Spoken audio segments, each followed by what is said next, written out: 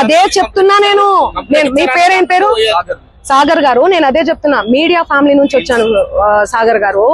Instagram లో ఆ reels అవన్నీ మీ చెల్లి మీదనో మీ అక్క మీదనో వస్తే మీరు ఎంత బాధపడతారు.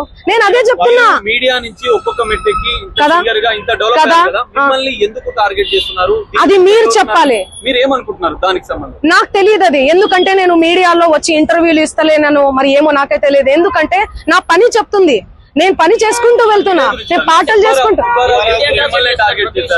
ఆయన అదే చెప్తున్నాను కదండి, బిగ్ బాస్ కోసం ఫేమస్ కోసం అని చెప్తున్నాం కదా.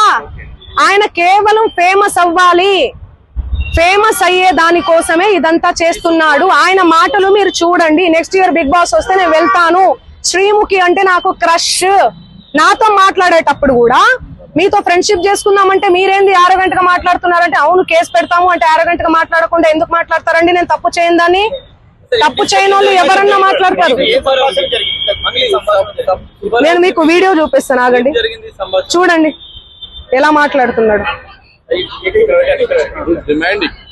ఎట్లా డిమాండ్ చేస్తున్నాడు చూడండి. ఇంతే సౌండ్ అండి ఇది. చూడండి, నువ్వేమన్నా ఆకాశం నుంచి ఊడిపడ్డావా? నడుమంత్రపు సిరియా ఇదంతా? ఇంత వల్గర్ లాంగ్వేజా?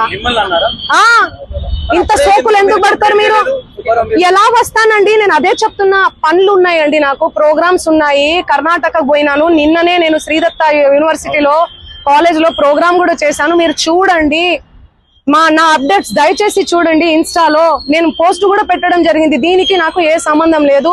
బాధితులకు దయచేసి పోలీస్ శాఖ వారు న్యాయం చేయండి. నేను బాధితుల డెఫినెట్లీ ఖచ్చితంగా ఉంటా నేను బాధితులకు. ఎట్లా ఫైట్ చేయబోతున్నాము? లీగల్ గా వెళ్తున్నామండి మేమంతా. మా లాయర్ గారు మాట్లాడతారు. నేను ఇప్పటి వరకు మాట్లాడాను కదా, మాట్లాడండి లాయర్ గారు.